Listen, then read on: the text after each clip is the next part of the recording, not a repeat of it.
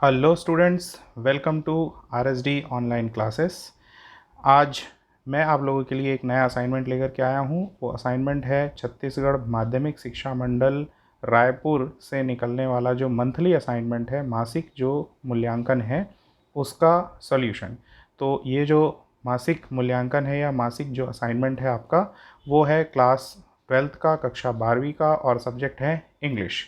तो आइए हम लोग बिना देरी किए इसको शुरू कर लेते हैं। तो देख सकते हैं आप लोग, Chhattisgarh Madhyamik Shiksha Mandal Raipur, academic session 2021-22, month August, assignment number 1, class 12, subject English. बहुत सारे बच्चे इसमें मंथ अगस्त डले होने की वजह से कंफ्यूज हो रहे हैं, तो कंफ्यूज मत होइए। ये आपका फर्स्ट असाइनमेंट है इस सेशन का, उसमें मंथ अगस्त डला हुआ है, उससे कोई भी प्रॉब्लम नहीं है। तो ये पूर्णांक है, इसके 20 इंस्ट्रक्शन है आप लोगों के लिए। Attempt all questions as per given instruction. तो सबसे पहला क्वेश्चन आपका क्या दिया हुआ है, who did mister M Hamel blame for neglect of learning on the part of boys like friends. ठीक है, तो इसका मतलब क्या है कि मिस्टर एम हेमल जो हैं वो फ्रेंड्स जो एक कैरेक्टर था उनके स्टोरी में या उनके लेसन में, तो उस फ्रेंड्स जैसे जो और भी लड़के वहाँ पर पढ़ते थे, तो उनकी जो पढ़ाई के प्रति जो नेग्लिजेंस थी या नकारात्मकता थी, नहीं पढ़ना चाहते थे, तो उसके लिए वो एम एम एल किसको दोषी ठहरा रहे हैं। ठीक है, तो देख सकते हैं आंसर क्या लिखा हुआ है, mister M M L blamed parents of children and himself for negligence of learning of the part of boys like French. ठीक है, तो मिस्टर एम एम एल अपने आप को और जो बच्चे थे फ्रेंच या उसके जैसे और भी बच्चे थे, उनके पेरेंट्स को दोषी ठहरा रहे हैं उनके पढ़ाई के प्रति जो नकारात्मकता थी या पढ़ाई के प्रति जो लगाव नहीं था उसके लिए। ठीक है, कारण क्या है, because parents were not worried enough for their children to learn. ठीक है, पेरेंट्स जो थे वो उनके बच्चों के प्रति इतने चिंतित नहीं थे कि वो पढ़े लिखें। ठीक है, instead they use to send them to work on farm और मिल्स। इसके अलावा वो क्या करते थे, पढ़ाई पर भेजने की बजाय वो अपने बच्चों को कहाँ भेजते थे, खेतों पर काम करने के लिए, या जो मिल्स हैं वहाँ पर काम करने के लिए भेजते थे। Similarly mister M M L also hadn't taught lessons to children due to his personal work. ठीक है, तो मिस्टर एम एम एल भी कई बार अपना पर्सनल वर्क, जैसे वो कभी फिशिंग करने के लिए जाते थे तो इस वजह से वो क्लास मिस कर देते थे, या कई बार उन्होंने फ्रेंड्स को बोला था कि वो उनके गार्डन में वाटरिंग कर दे प्लांट्स को, तो इस वजह से भी वो अपने पर्सनल वर्क की वजह से क्लास नहीं लेते थे। तो इस तरीके से उन्होंने खुद को भी क्या माना था, दोषी माना था। तो ये पहले क्वेश्चन का आंसर हो गया। क्वेश्चन नंबर 2 क्या कहता है, what do you think is the theme of the story the last lesson. तो जो लास्ट लेसन जो स्टोरी है उसका थीम क्या होना चाहिए, विषय क्या होना चाहिए। ठीक है, तो देख सकते हैं Alsace and Lorraine were French territories which then became part of a German territory after German victory. ठीक है, एल्सेक और लॉरेन जो थे वो फ्रेंच टेरिटरी का पार्ट थे, फ्रांस का हिस्सा थे, लेकिन जर्मन जो सेना थी या जर्मनी जो देश था उसके विजय के पश्चात वो किसका हिस्सा बन गए, जर्मन टेरिटरी, जर्मन भूभाग का हिस्सा बन गए। So study of German language was imposed on these territories. ठीक है, ये जो टेरिटरीज थी या ये जो भूभाग थे वहाँ पर जर्मन भाषा की पढ़ाई को थोपा गया, इम्पोज किया गया। ठीक है, after hearing this native people realized their mistake of ignoring the study of their own language. ठीक है, तो जब उन्होंने, वहाँ के जो नेटिव पीपल थे, स्थानीय निवासी थे, कहाँ के, लोरेन और अल्सेक के, वो फ्रेंच थे, फ्रांसीसी भाषा बोलते थे, फ्रांसीसी भाषा वो पढ़ रहे थे। तो जब उन लोगों को ये पता चला कि अब जर्मनियों ने यहाँ पर कब्जा कर लिया और अब से जर्मन भाषा पढ़ाई जाएगी, तब उनको रियलाइज़ हुआ कि क्या गलती उन्होंने की है। ठीक है, अपनी खुद की भाषा को नहीं पढ़ने की जो गलती उन्होंने की है उसका रियलाइजेशन उन लोगों को हुआ। In this way, we can say that putting off things for another day, which never comes, has become a habit for human being। ठीक है, तो इस तरीके से हम क्या बोल सकते हैं, लोगों ने अपनी भाषा को इग्नोर किया, उसकी पढ़ाई नहीं की, तो इसका मतलब क्या हुआ, जो इंसानी फितरत होती है, क्या, putting of things for another day. हमारे मतलब इंसानी फितरत क्या होती है कि किसी भी कार्य को हम कल पर छोड़ देते हैं, तुरंत नहीं करते हैं, और वो कल कभी भी नहीं आता है। तो ये जो एक हैबिट है, ठीक है, इसके बारे में इस पूरे चैप्टर में बताया गया है। दूसरा क्या है, and also depiction of brutal and depressing afterward results of war is the main theme of the last lesson. ठीक है, यानी कहीं पर भी वॉर होता है, युद्ध होता है, तो युद्ध होने के पश्चात जो उसके दुष्परिणाम होते हैं, जो अत्याचार किया जाता है, लोगों को वहाँ के दबाया जाता है, कुचला जाता है, तो क्या युद्ध के पश्चात के परिणाम होते हैं, उसके बारे में भी इस लास्ट लेसन जो चैप्टर है आपका उसमें बताया गया। तो यही बेसिक थीम है, दो इसमें पॉइंट्स हैं, वही बेसिक थीम है इस पूरे स्टोरी का या उस पूरे चैप्टर का। ठीक है, क्वेश्चन नंबर 3 क्या कहता है, read the extract given below and answer the questions that follows. ठीक है, ये पार्ट है आपका जो पोएम है my mother at the age of 66, उसका एक पार्ट है और उसी को हमको इस पार्ट से देख करके आंसर्स जो हैं, क्वेश्चन हमको पूछे गए हैं उसका आंसर देना है। तो ये पैसेज, ये जो पार्ट है पोएम का वो आप लोग पढ़ सकते हैं। उसके क्वेश्चंस मैं आप लोगों को बता देता हूँ। Which thought did the poet put away. ठीक है, यानी कौन से थॉट को, कौन से विचार को पोएट ने या जो कवियत्री थी उन्होंने अपने दिमाग से निकाल दिया। तो the thought of separation and never meeting again with her mother which she realized while thinking about dozed open mouth ashen like face of a corpse about her mother was being put away by the poet. ठीक है, तो the thought of separation मतलब अलग होने का जो विचार था, and never meeting again with her mother यानी कि अपनी माता जी से दोबारा ना मिल पाने का जो विचार था, और ये जो विचार है उनके दिमाग में कब आया, which she realized while thinking about dozed open mouth ashen like face of a corpse. ठीक है, मतलब जब वो गाड़ी में जा रही थी तो उस टाइम पे उन्हें ऐसा विचार आया कि उनकी माता जी उनके बगल में बैठी हुई हैं और उनका फेस कैसा डोज्ड ओपन माउथ यानी खुला हुआ चेहरा, खुला हुआ मुंह है और ऊँघता हुआ उनका चेहरा है, और जिस तरीके से किसी लाश का या किसी शव का जो चेहरा पीला पड़ जाता है उस प्रकार का उनका चेहरा है। तो वो उनको इससे उनको रियलाइज़ हुआ कि वो बहुत जल्दी अपनी मदर से मतलब सेपरेट हो सकती हैं, क्योंकि उनकी मदर इतनी कमज़ोर हो चुकी हैं कि अब उनकी मृत्यु हो सकती है, मरणासन अवस्था में पहुंच चुकी है। तो इससे वो बहुत जल्दी अपनी मदर से सेपरेट हो सकती है, अलग हो सकती है और दोबारा उनसे मुलाकात नहीं कर पाएगी। तो ये जो थॉट था वो उनको डरा रहा था, तो इसी थॉट को उन्होंने क्या किया, बाहर निकाल दिया, was being put away by the poet. ठीक है, तो ये क्वेश्चन हो गया। नेक्स्ट क्वेश्चन है what do the sprinting trees signify. ठीक है, तो स्प्रिंटिंग ट्रीज एक फ्रेज यूज़ हुआ है इस पूरे पोएट में, तो उसका क्या मतलब, किस चीज़ को सिग्निफाई कर रहा है, किस चीज़ को बता रहा है, दर्शा रहा है।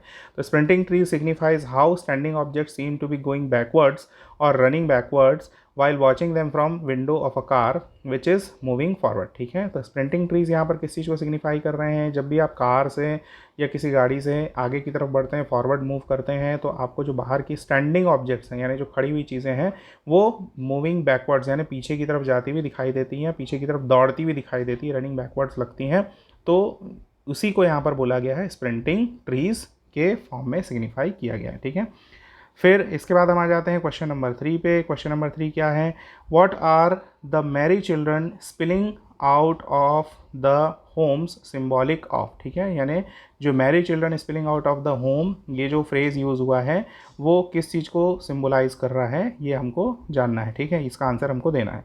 तो the merry children spilling out of the Holmes symbolises the image of delighted and the spontaneous overflow of life. ठीक है, मतलब ये किस चीज़ को दर्शा रहा है, जो बच्चे अपने घर से दौड़ते हुए बाहर आ रहे हैं वो किस चीज़ को दर्शा रहा है, जो मतलब एक जीवन का जो एक प्रवाह कहना चाहिए, स्पॉन्टेनियस मतलब जो एक सहज प्रवाह जो कहना चाहिए है ना, और जो उत्साहपूर्ण जो प्रवाह कहना चाहिए जीवन का, उसकी एक चित्र की परिकल्पना कर रहा है, उसके एक चित्र को दर्शा रहा है। ठीक है, क्वेश्चन नंबर 4 क्या कहता है, write the name of the poem from which the lines have been taken. तो ये जो पोएम, ये जो लाइन्स हैं वो किस पोएम से ली गई हैं, आप लोग जानते हैं, माई मदर एट 66 एज जो है 66 वाली जो पोएम है उसी से ली गई है।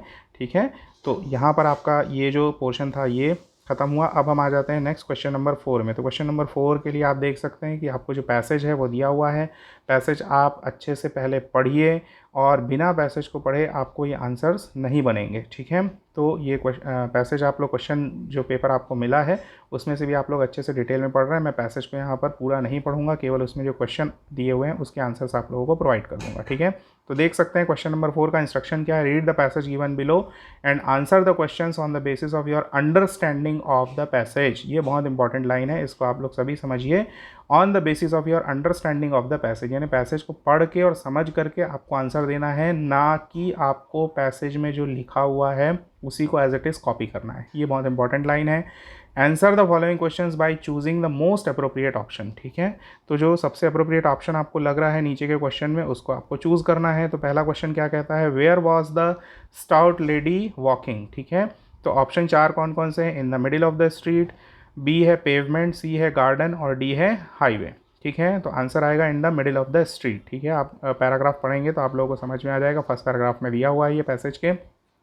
सेकेंड क्वेश्चन क्या है, what is the rule of the road according to the author, ठीक है, यानी जो ऑथर के अकॉर्डिंग रोड का रूल क्या होना चाहिए। तो ए ऑप्शन है आपका not to walk in the middle of the road, B option है to be considerate towards others, C option है not to overtake others, D option है नॉट टू ड्राइव रैशली, ठीक है। तो आंसर आएगा B, to be considerate towards other, यानी हमें road पर चलते समय दूसरों की भी फिक्र होनी चाहिए, ठीक है। नेक्स्ट क्वेश्चन जो आपका है question number 3, what would have become social anarchy, ठीक है, क्या चीज़ है जो वो आजकल सोशल एनार्की बन गई। एनार्की का मतलब होता है अराजकता, ठीक है, या एक प्रकार का जो अपना उन्मत्तता जो होती है वो उसको हम बोलते हैं एनार्की, ठीक है। तो इसमें क्या क्या ऑप्शन है आपके पास, ए ऑप्शन है टू गेट लिबर्टी और ड्रंक, बी ऑप्शन है इंडिविजुअल लिबर्टी, सी ऑप्शन है पर्सनल अफेयर, डी ऑप्शन है लिबर्टी टू लाफ, ठीक है। तो यहाँ पर आंसर आएगा आपका answer B, individual liberty have become social anarchy, ठीक है। फिर फोर्थ जो आपका मल्टीपल चॉइस क्वेश्चन है एमसीक्यू है, क्या है,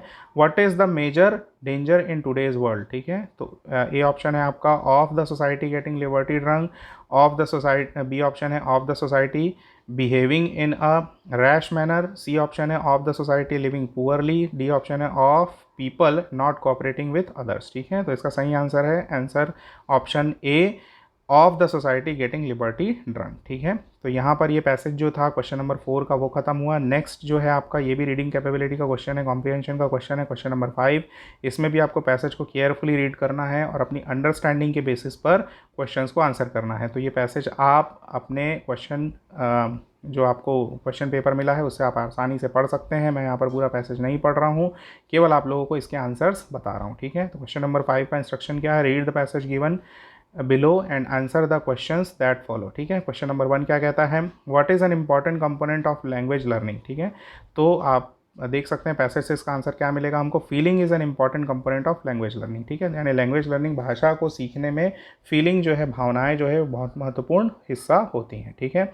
हाँ, सेकंड है how does the range of language affect a person's thinking, ठीक है। मतलब जो भाषा की सीमा है वो किस प्रकार से किसी व्यक्ति के विचार को प्रभावित करती है, ठीक है। तो आंसर क्या होगा, the range of a language will affect a person's language persons language rudimentary और सोफिस्टिकेसी, प्रीशियसनेस, ठीक है ना, प्रिसाइसनेस और अप्रॉक्सिमिटी, स्टीरियोटाइप्ड और originality, and thus it will affect his thinking process, ठीक है। तो जो भाषा की जो सीमा है वो किसी व्यक्ति के किन चीज़ों को प्रभावित कर सकती है, लैंग्वेज रूडिमेंट्री यानी भाषाई जो कौशल होता है उसको, और सोफिस्टिकेसी यानी जो जटिलता है, भाषाई कौशल या जटिलता।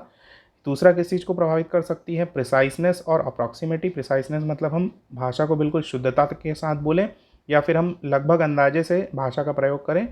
तीसरी चीज़ है स्टीरियोटाइप्ड और ओरिजिनलिटी, यानी आप किसी चीज़ को कॉपी करके बोल रहे हैं, स्टीरियोटाइप्ड है वो चीज़ें, या फिर आपकी भाषा में, आपकी बोलचाल में, आपकी लैंग्वेज में ओरिजिनलिटी है, वास्तविकता है ना। तो ये तीन चीज़ें प्रभावित होती हैं, ठीक है, किससे, भाषा की जो सीमा होती है उससे ये तीन चीज़ें प्रभावित होती हैं। और यही तीन चीज़ें जो है किसी व्यक्ति के जो थिंकिंग प्रोसेस है, विचारधारा का जो प्रक्रिया है उसको भी प्रभावित करती है। Thus it will affect his thinking process, ठीक है। फिर इसके बाद आगे आ जाइए, क्वेश्चन नंबर 3 क्या बोलता है, why do books help in the establishment of verbal give and take, ठीक है। तो books help in the establishment of verbal give and take because they are rooted in language. Books जो हैं वो verbal give and take के establishment में काम आती है, क्यों, क्योंकि they are rooted in language. Rooted in language मतलब भाषा के रूप में वो पिरोई हुई होती हैं, ठीक है। यानी जो बुक्स होती हैं वो भाषा, बुक्स के जड़ में या मूल में क्या होती है, भाषा होती है, और भाषा को हम सभी सीखते हैं, तो इसलिए वो क्या है, वर्बल गिव एंड टेक, यानी आम बोलचाल में जो हम एक दूसरे से शब्दों का आदान प्रदान करते हैं, विचारों का आदान प्रदान करते हैं, तो उसके लिए एक महत्वपूर्ण माध्यम बनती है पुस्तकें। पुस्तकों को पढ़ के हमारी भाषाई समझ जो है और ज़्यादा बढ़ती है, ठीक है। नेक्स्ट क्वेश्चन है, what are the most important means of ensuring a child's adequate language development, ठीक है। तो आंसर क्या होगा, क्वेश्चन का मतलब क्या है, what are the most important means, यानी कौन से वो बहुत महत्वपूर्ण तरीके हैं of ensuring a child's adequate language development, यानी किसी बच्चे के भाषाई विकास, पर्याप्त भाषाई विकास के लिए जो इम्पॉर्टेंट तरीके हैं वो कौन कौन से हो सकते हैं। तो सबसे इंपॉर्टेंट तरीका क्या है किसी बच्चे के भाषाई विकास के लिए, use of book is the most important means of ensuring a child's adequate language development, ठीक है। तो यहाँ पर हम आकर के हमारा कॉम्प्रीहेंशन जो है क्वेश्चन नंबर 5 खत्म होता है। तो with this we come to the end of this video presentation, ये जो असाइनमेंट का सॉल्यूशन था, इसके एंड पर हम आ जाते हैं। अगर आप लोग हमारे चैनल में नए हैं तो प्लीज़ हमारे चैनल को सब्सक्राइब करिए। आप लोगों के सब्सक्रिप्शन और लाइक्स से ही हमें मोटिवेशन मिलता है, और हमारे चैनल के साथ जुड़े रहिए। फ्यूचर में भी हम आने वाले जितने भी छत्तीसगढ़ बोर्ड के आपके मंथली असेसमेंट हैं और आपके फोर्टनाइटली असेसमेंट हैं, उनके सोल्यूशंस प्रोवाइड करते रहेंगे। और भी वीडियो लेक्चर्स के लिए हमारे चैनल से जुड़े रहिए। एंड प्लीज़ प्लीज़ प्लीज़ आप लोग सब्सक्राइब करिए, अपने फ्रेंड सर्कल में, व्हाट्सएप ग्रुप में सर्कुलेट करिए हमारे वीडियोज़ को, और ज़्यादा से ज़्यादा लोगों से सब्सक्राइब करवाइए। तो थैंक यू सो मच।